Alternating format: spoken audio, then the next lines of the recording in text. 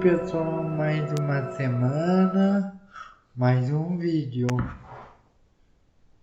Essa semana particularmente estou muito animado porque esta é uma série que eu gostei muito de começar hoje, que é sobre a história do Espiritismo como movimento religioso.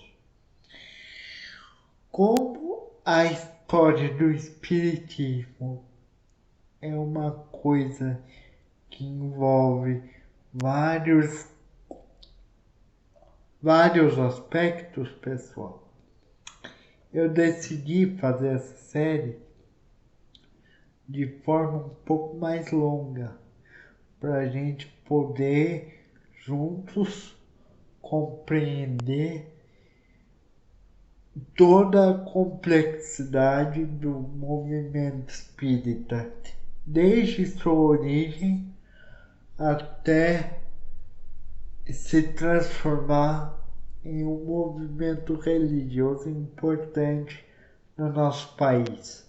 Então, pessoal, eu vou fazer essa série em 7 vídeos. O primeiro, que seria o de hoje, está voltado para a apresentação de um contexto histórico do período em que o Espiritismo surge como movimento religioso. Mas hoje, propriamente dito, eu descreverei para vocês rapidamente uma contextualização da Europa no finalzinho do século XVIII e século XIX, para a gente entender como as ideias que propiciaram o surgimento do Espiritismo se desenvolvem e como aí já a partir dos outros vídeos, no segundo, um pouco da trajetória do Allan Kardec nesse contexto. No terceiro, as principais obras do Espiritismo e um pouco da filosofia espírita. No quarto, o desenvolvimento do Espiritismo no Brasil, basicamente com duas figuras principais, Bezerra de Menezes e Chico Xavier. No quinto, eu procurarei desenvolver com vocês como o Chico Xavier aproximou o Espiritismo do catolicismo. No sexto, o Espiritismo hoje. E no sétimo, perspectivas futuras, vamos dizer assim. Como a gente podia desenvolver essa linha de raciocínio. O Espiritismo, pessoal, ele é fruto de um período em que a mentalidade da sociedade na Europa se modifica de maneira drástica, sendo que a Revolução Francesa é um dos principais marcos históricos nesse sentido. Da seguinte forma: durante o século XVIII, ou seja, os anos de 1700, as sociedades, aos poucos,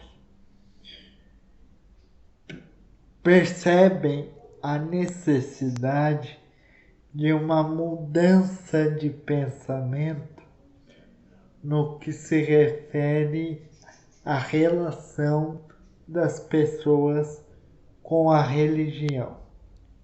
O que eu quero dizer com isso? Nesse período, gradativamente começa a ocorrer um deslocamento da importância da religião para uma valorização da racionalidade e da estrutura das coisas, do funcionamento das coisas. Este movimento que nós aprendemos na escola se chama o Iluminismo. O que é o Iluminismo? É justamente essa mudança de abordagem, mudança de visão de mundo, onde a racionalidade começa a aparecer como um dos principais entendimentos para a compreensão do mundo.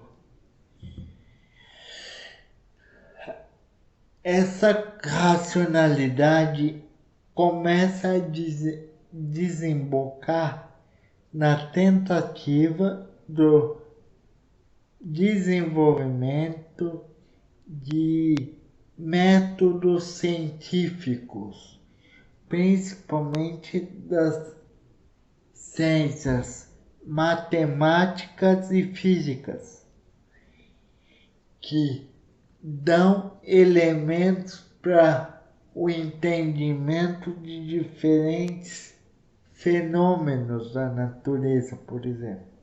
Nesse período surgiu Newton e outros físicos também. No século XIX, depois da Revolução Francesa de 1789,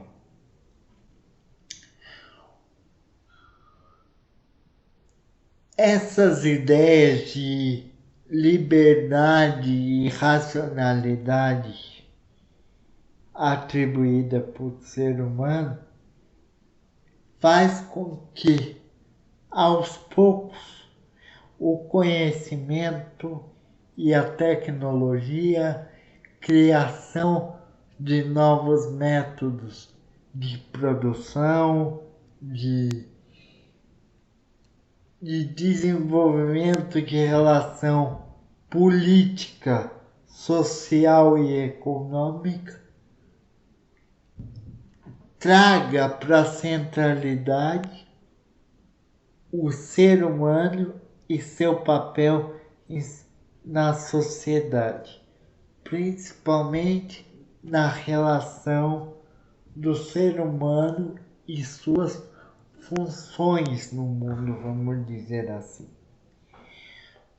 No século XIX, temos um grande exemplo dessa mudança de mentalidade, que seria a teoria darwinista da evolução das espécies, que a grosso modo diz o seguinte: me perdoe os biólogos de plantão, se tiver alguma exatidão aí, por favor, comentem.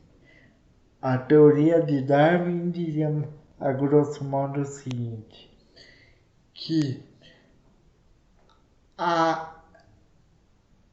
as espécies, os animais, tinham a capacidade de se adaptar ou evoluir dependendo das condições do ambiente, resultando no seguinte: só sobreviviam aquelas exemplares da espécie que tinham a capacidade de se adaptar às alterações e à evolução do ambiente. Por consequência, se transformava em uma espécie mais forte. Espero que esteja certo, pessoal. A grosso modo é isso. Mas por que tudo isso é importante? Porque esse é um dos elementos que a gente vai perceber que vai influenciar na estrutura do espiritismo. Tendo essa ideia de organização na cabeça, então voltamos para a França.